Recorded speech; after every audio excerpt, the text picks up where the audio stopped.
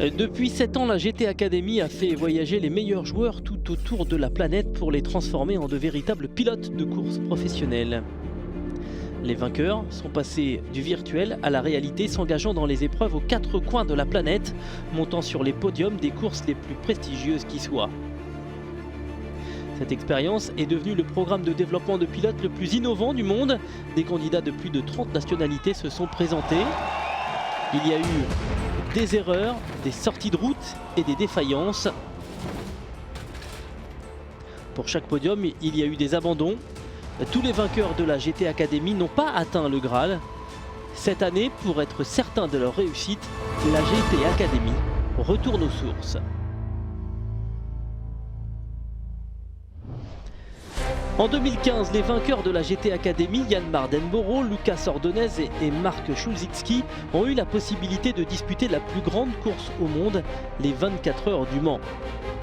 Pour la première fois, un pilote qui avait débuté sa carrière en tant que joueur sur une console allait être engagé dans la catégorie la plus élevée, la LMP1. Jamais, même dans nos rêves les plus fous, nous aurions véritablement pensé que nos garçons, passés par la GT Academy, seraient engagés dans un projet en LMP1. C'est tout simplement fantastique pour nous. Il y a 3 ans, j'étais une personne lambda, un simple étudiant, et maintenant je suis pilote d'usine en LMP1. C'est un sentiment merveilleux, presque aussi fort que de remporter la GT Academy. Ça veut dire qu'on a fait nos preuves et que nous sommes à la hauteur de cette épreuve. J'ai travaillé très dur en tant que premier lauréat de la GT Academy. J'ai toujours voulu devenir pilote professionnel et j'ai toujours tout fait pour y parvenir. C'est le test le plus difficile pour les vainqueurs de la GT Academy. Nous sommes dans la catégorie la plus prestigieuse, au pinacle des sports mécaniques. Le Mans représente tout pour moi. Je n'aurais jamais pensé pouvoir atteindre le niveau de la LMP1. Nous sommes dans l'équipe officielle Nissan avec une voiture totalement révolutionnaire, un projet tout nouveau, et faire partie d'une course comme celle-ci, c'est un rêve. Cela démontre que vous pouvez venir de l'univers des jeux vidéo et atteindre le sommet des sports mécaniques. Je crois que le LMP1 est au niveau le plus élevé depuis de très longues années. Il y a des pilotes de top niveau comme Mark Webber, Nico Hülkenberg. Ils ne sont pas là pour le décor. Il y a les meilleurs ici.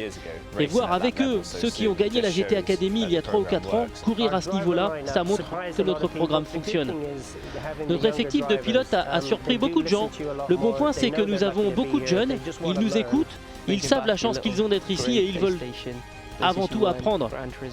Il faut revenir en arrière. Ma petite PlayStation grise, la PlayStation 1, Gran Turismo 1 et maintenant pilote en LMP1. C'est la chose la plus cool de l'univers.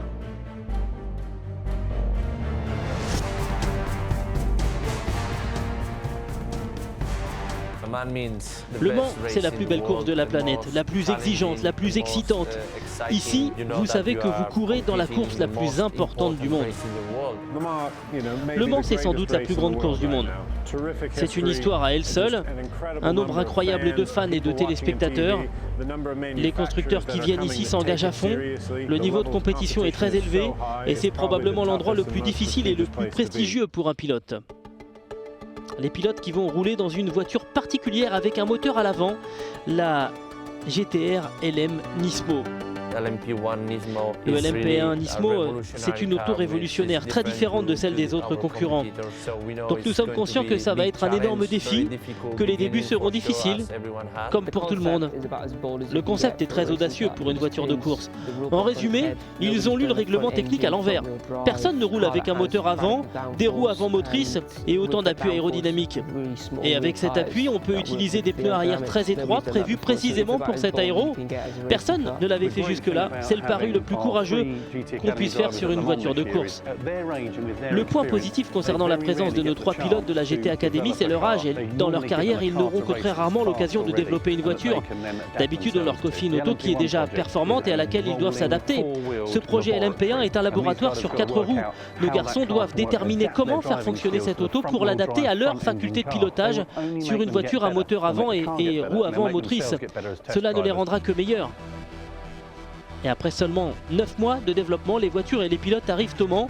Yann est associé à l'ancien pilote de Formule 1, Max Hilton, et au pilote de LMP2, Olivier Pla, dans la voiture numéro 23, alors que Lucas Ordonez et Mark Schulzitsky rejoignent le champion du Super GT japonais Tsugo Matsuda dans la 21.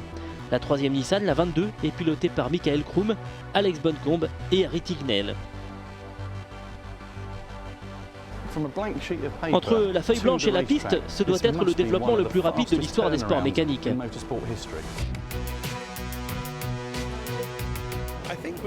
Être ici, c'est déjà énorme. Évidemment, les autres grosses équipes ont elles aussi 3 voitures, mais lors de leur première participation, aucun constructeur n'avait amené 3 autos sorties de caisse. Le moteur avant est une grosse innovation que personne n'avait jamais fait. C'est un beau défi. Nissan a été très courageux de s'engager vers ce genre d'innovation au niveau mondial.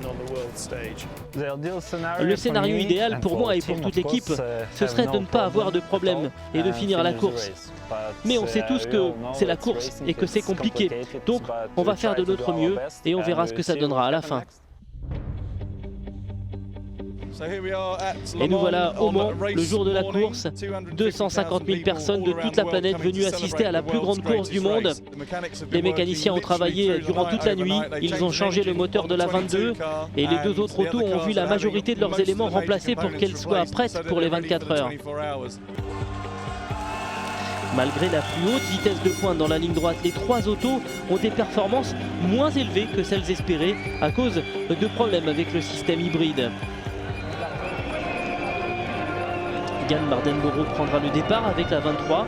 Lucas Ordonez s'élancera lui avec la 21. Tous les deux vont prendre le départ à l'arrière du peloton des LMP1.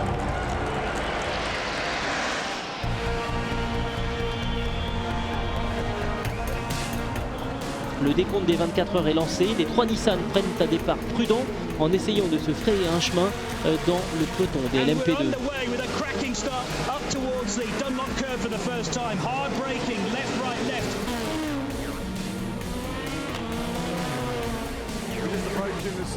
On vient de passer la 6e heure de course et les 3 voitures sont toujours sur la piste, ce qui signifie que nous avons déjà 18 heures de data que nous allons pouvoir analyser pour améliorer la voiture. Tout le monde dans cette équipe a fait un travail incroyable pour arriver jusque-là. Il mérite vraiment qu'au moins une de ces voitures aille jusqu'à l'arrivée. C'est frustrant que nous soyons loin des points. Il faut prendre son temps, rester calme et profiter des datas pour être plus fort l'an prochain. Alors que la nuit tombe, l'équipe comprend pourquoi cette course est la plus difficile au monde. On vient de passer la mi-course et on a eu pas mal de malchance à vrai dire. Harry a heurté un débris dont on ne connaît pas l'origine. J'étais aux alentours de 330 km/h et le capot s'est arraché d'un seul coup dans un grand bruit d'explosion. Je suis resté bloqué en 4e avec une roue crevée pour passer le virage le plus rapide du circuit en tentant de ralentir la voiture pour la ramener jusqu'au stand. Un débris a tapé la 23 aussi, ce qui a endommagé la carrosserie mais surtout le radiateur. Et il a fallu remplacer tout l'avant à cause de l'endroit où est installé ce radiateur. Et il y a 2 équipes de mécaniciens qui travaillent sur les voitures. On va les renvoyer en piste. Et les 2 autos reprendront effectivement la piste, mais pour Lucas et Marc, c'est la fin. Matsuda a perdu une roue, il a fait des merveilles pour essayer de ramener la voiture jusqu'au stand, mais quand il est arrivé dans le virage le plus lent du circuit, à Arnage, la voiture n'a pas pu se relancer, seulement sur 3 roues. On doit donc abandonner. C'est dommage parce que les mécaniciens et les ingénieurs ont travaillé 22 heures par jour ces 2 dernières semaines. Ils ne méritaient pas ça, mais ça arrive, c'est la course. Les autres concurrents ne sont pas en reste côté difficulté.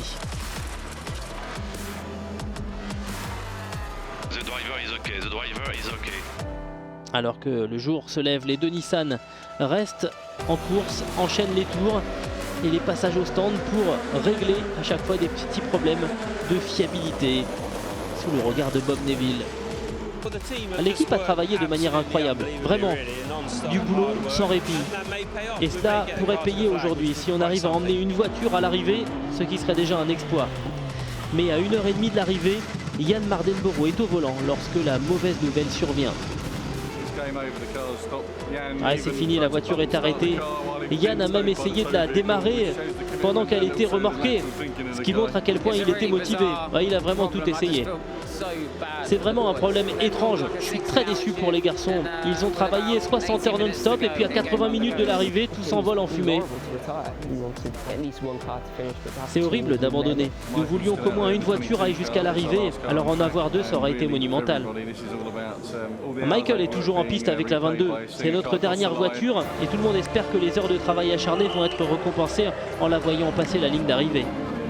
Et cette Nissan ira bel et bien au bout après un long dernier passage par les stands.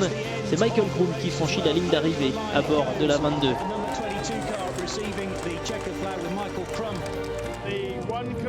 Le premier engagement que nous avions pris pour cette année, c'était d'emmener une voiture jusqu'à l'arrivée. Comme nous avions 3 autos au départ, il nous en fallait une à l'arrivée et c'est une victoire pour nous. Le but est atteint, même si chacun sait que le niveau de compétitivité des autos n'était pas celui que l'on attendait à la base. En coulisses, il y a eu un effort incroyable pour ce programme des 24 heures du Mans.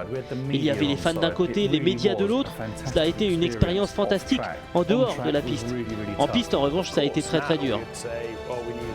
Évidemment, maintenant, on devrait dire que nous avons besoin de temps. Mais quand nous nous sommes engagés dans ce projet, nous pensions être capables de le faire.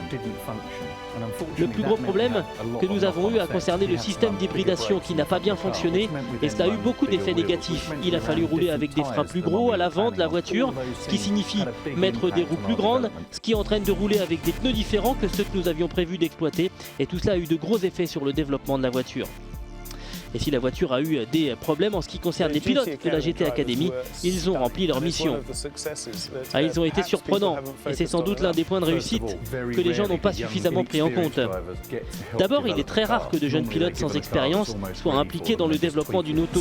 Normalement, on leur donne une voiture déjà prête et ils n'ont plus qu'à la régler. La deuxième chose la plus importante, c'est la collaboration avec les autres pilotes. Nous avions des profils très différents, avec Michael Groom, un des pilotes de GT les plus expérimentés, et un pilote plein d'avenir comme Harry Tincknell, et ils ont tous très bien travaillé ensemble, ils ont appris les uns des autres. C'est un aboutissement pour notre programme, cela démontre que l'on peut prendre des joueurs, les emmener jusqu'à la course la plus difficile de la planète et qu'ils seront performants. Et l'équipe a déjà l'esprit tourné vers la prochaine saison du championnat du monde d'endurance et les 24 heures du Mans. La clé pour notre projet, c'est de prendre en compte toutes les informations collectées au Mans et de les utiliser dans notre programme de développement. C'est exactement ce que nous faisons en ce moment. Pendant que je suis ici, aujourd'hui, l'équipe est retournée aux États-Unis pour 2 jours d'essai sur le circuit d'Austin.